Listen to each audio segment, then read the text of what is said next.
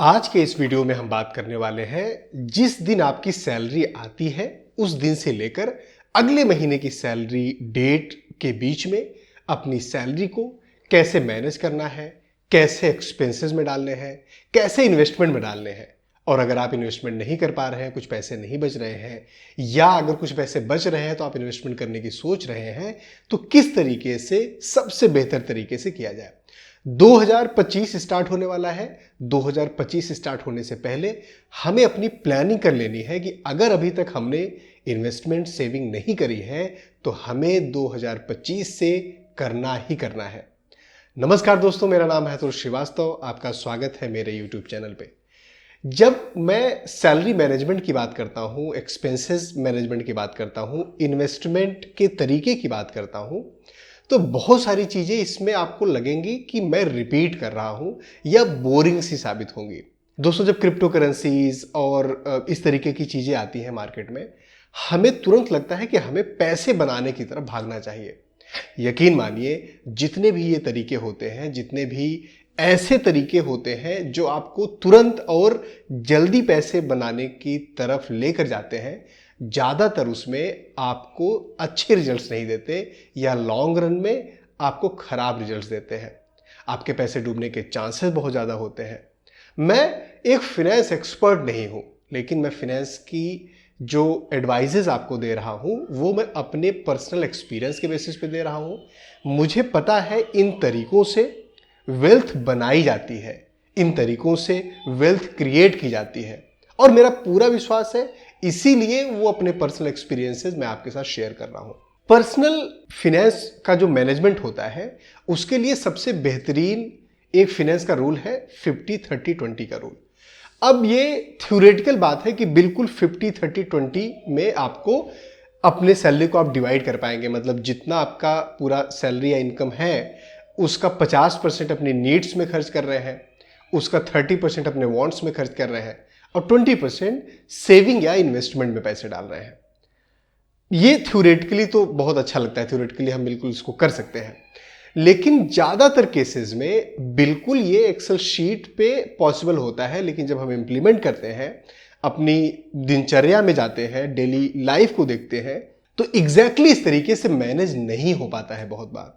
तो अगर कई बार 50% के बजाय 55% आपको जाना है, 60% तक जाना है, थोड़ा बहुत ऊपर नीचे ट्वीक करना है, तो आप feel free to tweak this, ये आपको हेल्प ही करेगा।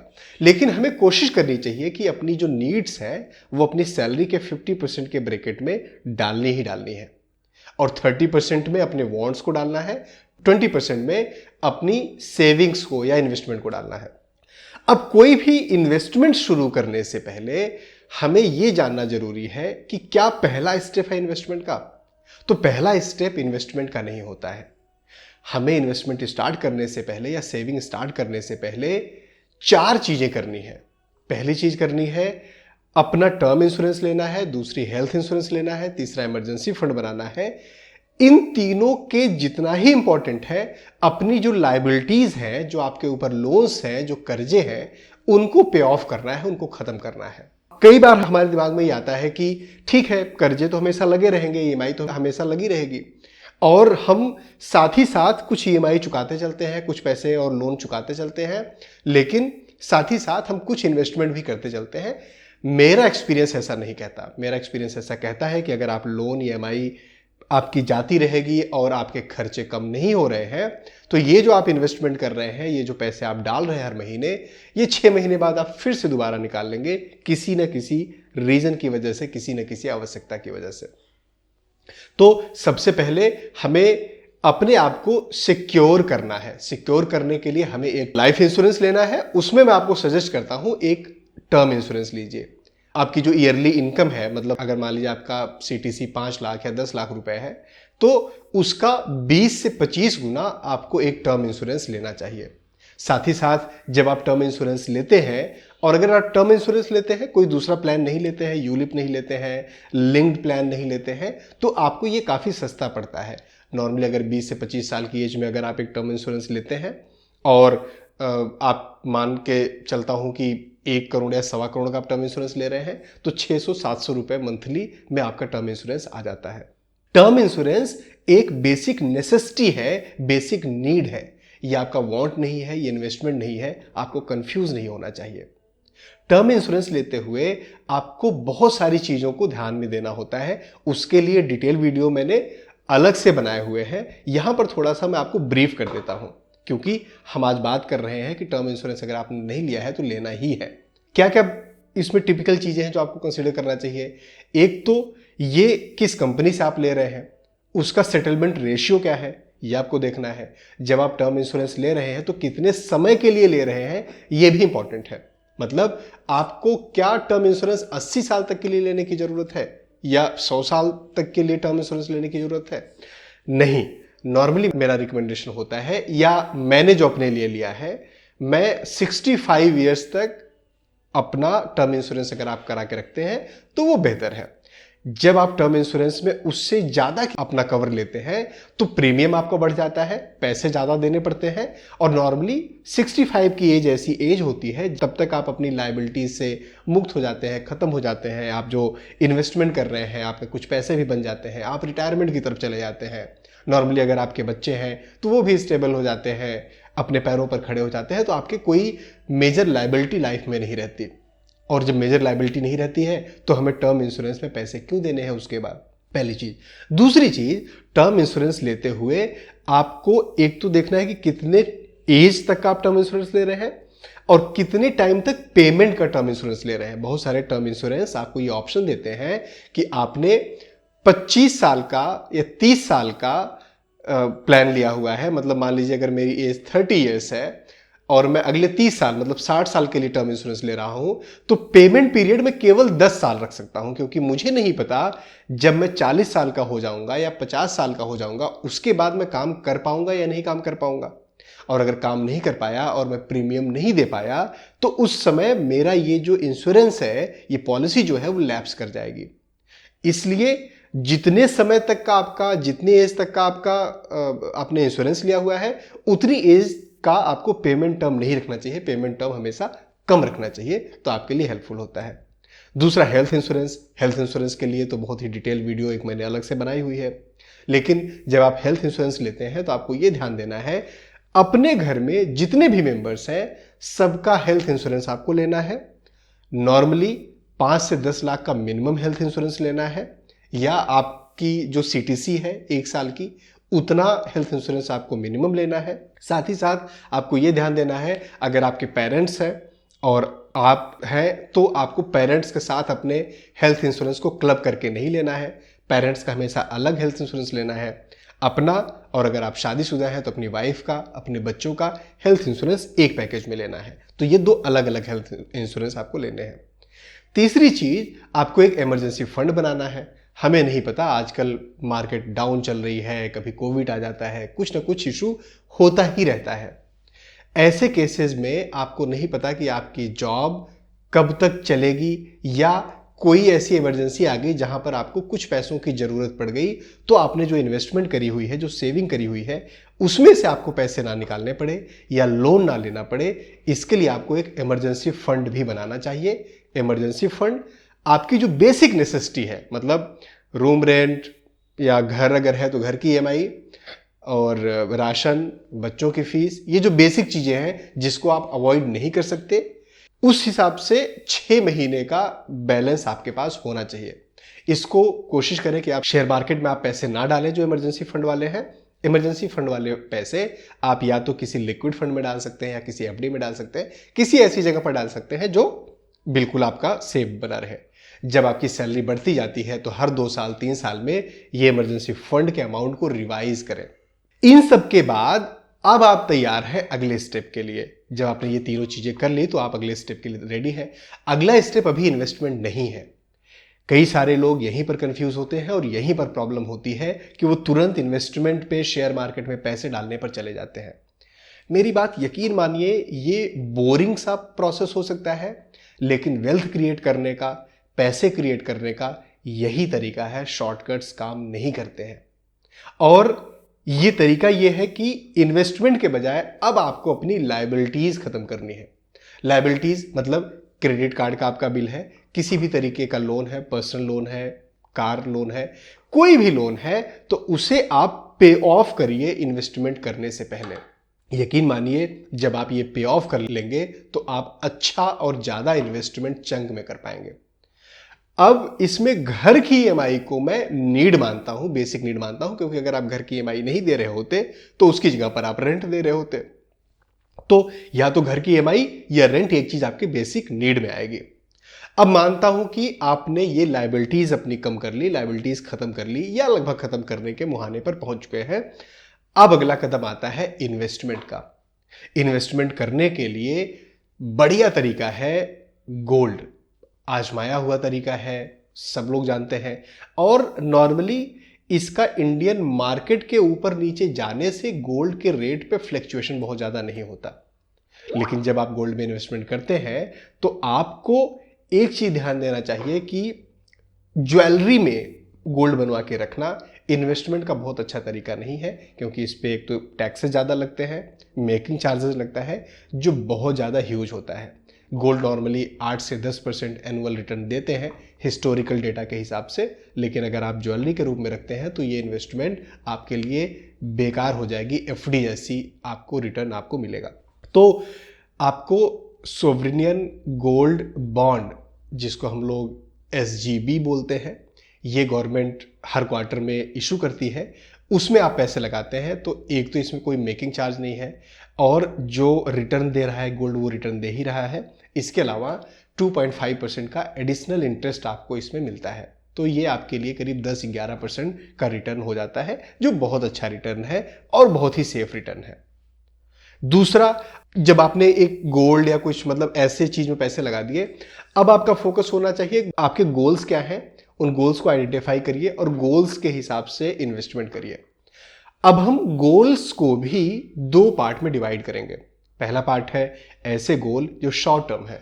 शॉर्ट टर्म हम उन गोल्स को कह रहे हैं जो 3 साल या 5 साल से कम है। सबके लिए अलग अलग हो सकता है ये पैरामीटर, जैसे मैं नॉर्मली 3 इयर्स मानता हूं, बट ज्यादातर आपको फाइनेंस एडवाइजर्स 5 इयर्स बोलेंगे, विच इज ऑल्सो ओके। तो 5 साल या 3 साल से कम का जो गोल है, जैसे मान लीजिए आपको 2 साल बाद गाड़ी लेनी है या 2 साल बाद किसी पर्टिकुलर चीज के लिए आपको पैसे चाहिए या घर खरीदने वाले हैं आप, उसके लिए आपको डाउन पेमेंट करना है, डाउन पेमेंट के लिए आपको कुछ पैसे जुटाने हैं, या आपका बच्चा इतना बड़ा हो गया है कि उसकी फीस जानी है, वो ग्रेजुएशन करने जा रहा है, पोस्ट ग्रेजुएशन करने जा रहा है, उस टाइम पे एक मोटा अमाउंट ज़्यादा पैसा आपको फीस में देना है, तो ये सारे, और अगर उसका गोल वो 3 साल से पहले है या 5 ईयर से पहले है तो वो आपका एक शॉर्ट टर्म का गोल हो गया। शॉर्ट टर्म के गोल के लिए जितना अमाउंट आपको चाहिए उस अमाउंट के हिसाब से आपको रिवर्स कैलकुलेट करके हर महीने पैसे डालने हैं। ये पैसे आपको शेयर मार्केट में या म्यूचुअल फंड्स में नॉर्मली नहीं डालने होते हैं। आप ये कर सकते हैं कि अगर आपको लगता है कि आपको म्यूचुअल फंड में ही डालना है तो निफ्टी 50 या लार्ज कैप के कोई भी फंड उसमें आप डाल सकते हैं, लेकिन म्यूचुअल फंड बहुत बार फ्लैक्चुएट करता है। तो अगर कोई आपका शॉर्ट टर्म गोल है, जिस समय आप पैसे निकालने जा रहे हैं उस समय ऐसा हो सकता है कि मार्केट डाउन है, तो आपको पैसे उतने रिटर्न में ना मिले जितना आप एक्सपेक्ट कर रहे थे। कई बार ऐसा भी हो सकता है जितने पैसे आपने लगाए हैं या रखे हैं उससे भी कम आपको मिले। तो इसके लिए सेफ है कि आप किसी लिक्विड फंड को यूज करिए, किसी डेब्ट फंड को यूज करिए या गोल्ड में डाल दीजिए, किसी भी ऐसी चीज जहां पर गारंटी हो। अगर कुछ भी आपको समझ में नहीं आ रहा है तो आप डाल सकते हैं एफडी में, जो लगभग महंगाई दर के हिसाब से ही आपको रिटर्न देता है, थोड़ा सा ही ज्यादा देता है। तो ये शॉर्ट टर्म गोल्स के लिए हो गया। अब आते हैं आपके लॉन्ग टर्म गोल्स पे। अब लॉन्ग टर्म गोल्स को भी हम लोग 2 पार्ट में डिवाइड करेंगे। लॉन्ग टर्म गोल्स में एक तो ऐसे गोल्स हैं जो किसी पर्टिकुलर पर्पस के लिए आप ले रहे हैं, जैसे यही चीज हो सकती है कि आपके बच्चे की पढ़ाई ही है, आपके बच्चे का ग्रेजुएशन ही है, बट आपका बच्चा अभी छोटा है, 5 साल का है, 10 साल का है, आपको पता है कि अभी तो ये 10 साल बाद आपको पैसों की जरूरत पड़ेगी, तो ये लॉन्ग टर्म गोल हो गया। दूसरा लॉन्ग टर्म गोल है रिटायरमेंट प्लानिंग, कि रिटायरमेंट के लिए आपको कुछ प्लानिंग करनी है, उसके लिए कैसे पैसे डालने हैं। अब ये जितनी चीजें मैं आपको बता रहा हूं, इसी को सेगमेंट करना है। आपकी जो टोटल सैलरी आ रही है उसका 20% आप निकालेंगे। जैसे मान लीजिए आपकी सैलरी 1 लाख रुपए है तो 20,000 रुपए निकालेंगे।